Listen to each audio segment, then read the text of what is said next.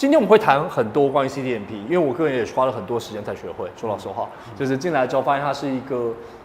相当先进的概念，然后同时它使用的工具跟资料源的多元性，真的是一个很2026年的产品。你会怎么介绍？就是你应该考虑我们的服务呢？我从 CDMP 的服务来看好了，就是。其实 CDMP 可以把它看成2个字的拆解啊，一个叫 CDP， 就是所谓的 Customer Data Platform。对。那另外一端是 DMP， 就是我有我的所有的会员的一些数据在我的 9APP 的这个平台里面。对。但是我想要知道我的会员我在外站，就是我在外站，比如说我在网站上浏览哪些东西，然后我在外面可能通路上买了哪些东西，或者在我在 EC 上面可能喜欢买什么东西。那这一段的话就会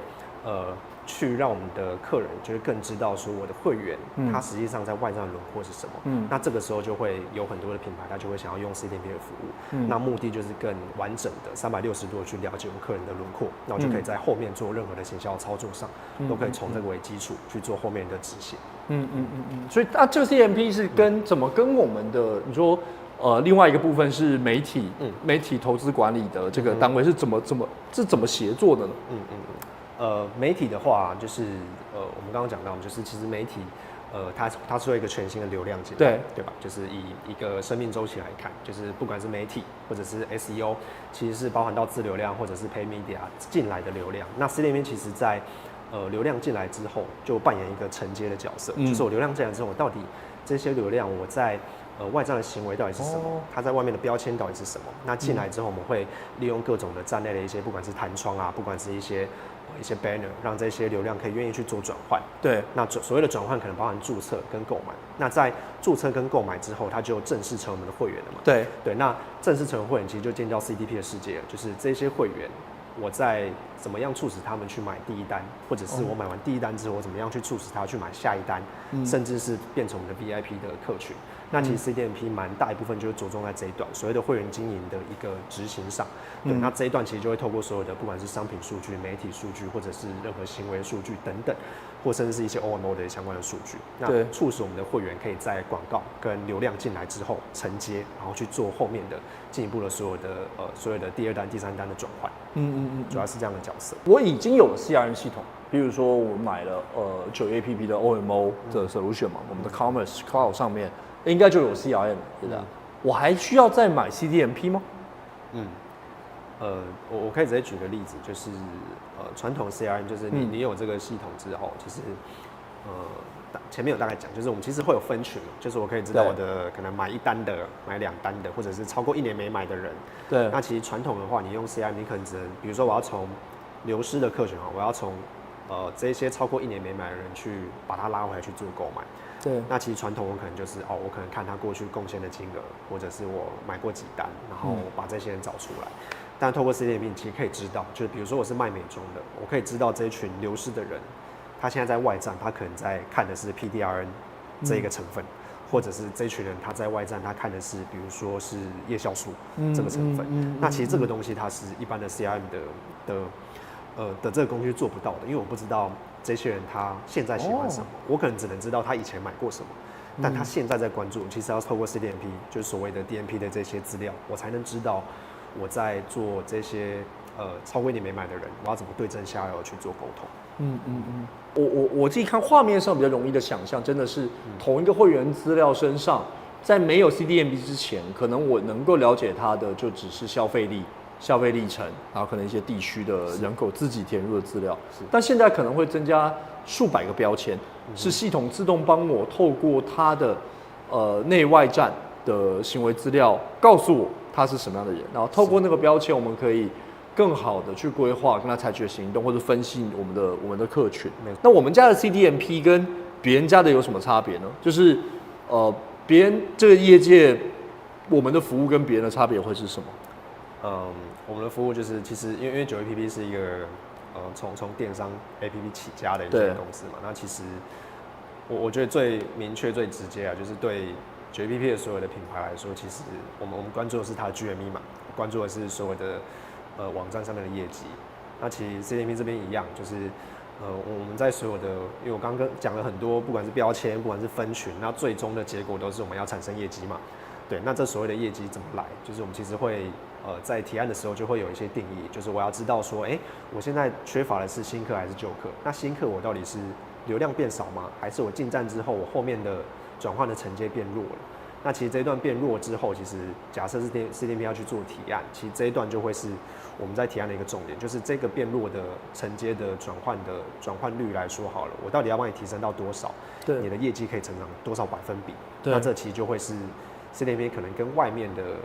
厂商比较不一样的是，我们直接去跟品牌说，其实你跟我合作之后，你的所谓的业绩可以成长到什么百分比？那当然用的都会是我们所谓的 CRM 的这些会员的指标。或者是前期的一些流量的一些品质等等，那从这边去提升到客户的业绩，都是从业绩导向来做后面的服务的。所以不是只是提供，就是目的不同，就是说有些情况下我们要的是，比如说洞察就是目的，或者说资料就是目的，我们只是想要购买一个工具来协助我们更了解它。是，但9APP 因为我们整合了我们所有的服务，比较是以业绩才是目的，就是 GMV 是目的，没错。所以我们希望我们做的一切都是在更好的协助我们跟客户能够把他的业绩做得更好。没错，就是资料其实说老实话都是为了协助这件事情的发生出来的。是的，是的。其实应该说近2-3年来啊，就是大家慢慢从广告这一段，就是开始去关注到会员经营这一段。对，因为第一个是广告的可能不管是 CPC 或者是任何成本变高，导流变贵。对，那接下来就是这些以前靠商品或者是靠所谓的一些很大量的行销资源去做的品牌，其实慢慢开始会，当他的新客的量到一个程度之后，他就会开始去看说他的旧客可以做哪一些事情。对，我可能有100万个会员，但是我可能有50万个会员都是流失的，或者是只买过一次的。对，那这一段话其实就会是一个蛮好的进场的时机，就是我开始去把新客的这个投资去挪移到我的会员身上。那我会员身上，因为我们有了 CDNP 的标签，对，或者是我所有的一些数据的报表，我就可以更知道他可能我回购的人喜欢买什么，或者是流失回来买的人喜欢买什么，然后他们身上到底的标签是什么。那这一段话其实用9APP 的自己的工具，比如说 App Push 或者是一些 email 这种比较便宜的一些私域的工具来说，它其实就会用一个比较便宜的成本去把我们所谓的这个会员的很大的会员的量体的这一包人去把它换回来去做购买。那我觉得这一段的话就会是可能在品牌经历过它的爆品或者是大幅度成长之后，要回归稳定、回归长久去走的话，对，其实会员经营这一段就非常重要。如果我有 CDNP 的话，比起我没有 CDNP，我在流失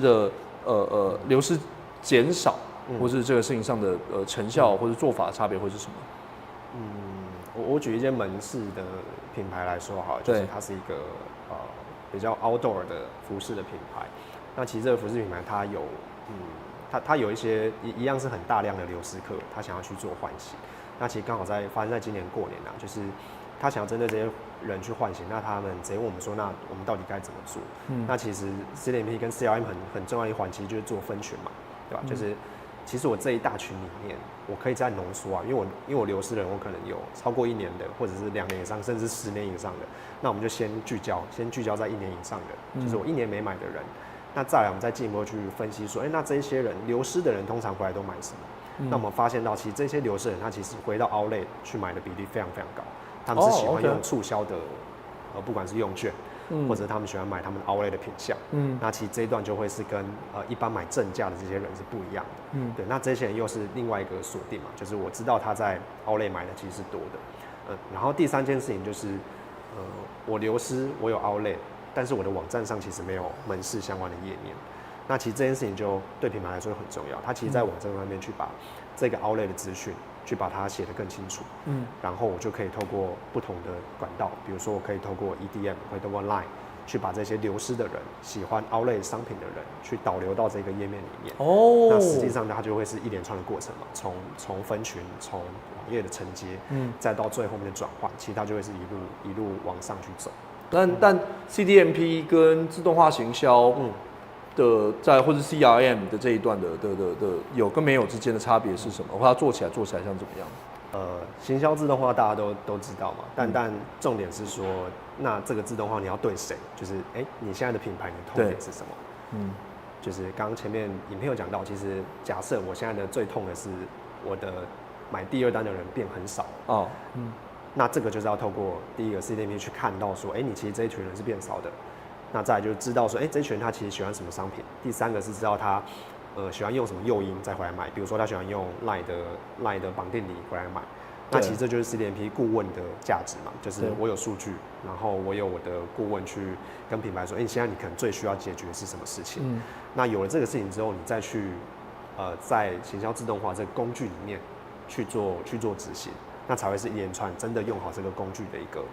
一个流程。你要先知道，你要先从 CDP 知道这些人喜欢什么，他的标签是什么，然后他大概喜欢用什么促销活动回来买，然后再落进到就是所谓的行销自动化的工具里面，它就会是一连串的一个执行的流程。